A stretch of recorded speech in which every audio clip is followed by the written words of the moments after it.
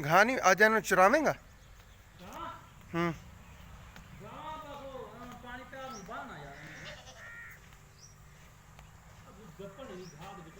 हाँ तो की बनया उसका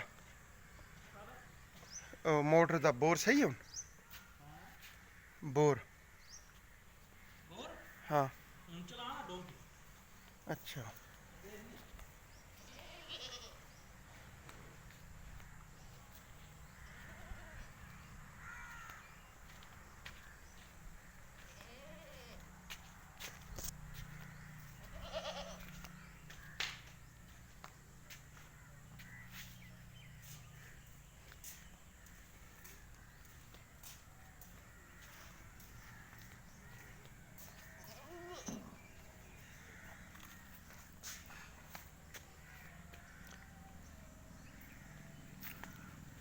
चरान ले जावेंगा फिर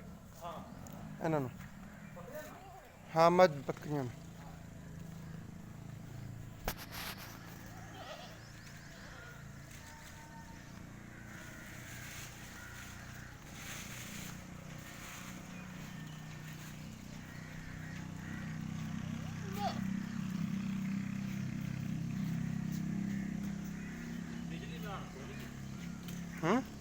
कौन है बिजली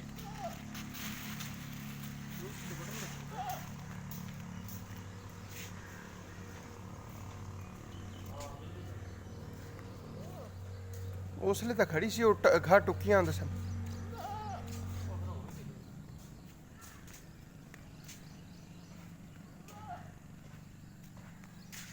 गोश होए तो सही इकट्ठे कर रखे ने हाँ जबरदस्त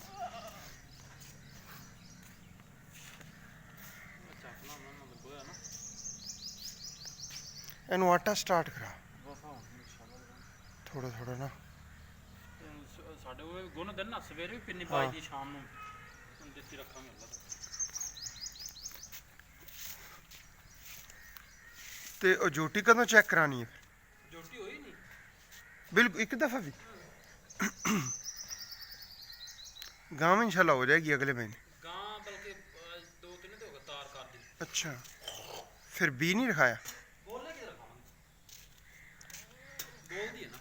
अच्छा बोल दी तो भाई थोड़ी कमजोर हुई खड़ी घाह खोनी हाँ उन्होंने तो पिछले साल तो महीने से भी खोनी हो गई अभी 2-3 महीने तक हो जाएगी हाँ नजला खड़ा होना ना है कोई गुड़ शुड़ दे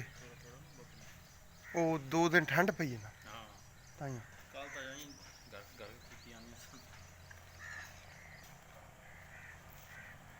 साडी भी बस वो थ्रेशर लगेगी आया बैठे यूनस ना अच्छा ਉਹਨਾਂ ਦਾ ਇੰਤਜ਼ਾਰ ਕੀਤੀ ਆਂਦਾ ਮਜ਼ਦੂਰਾਂ ਦਾ ਤੇ ਥ੍ਰੈਸ਼ਰਾਂ हाँ वो देखे ना कितनी घोर पैगी ये तो बोर सारा खराब हो जाएगा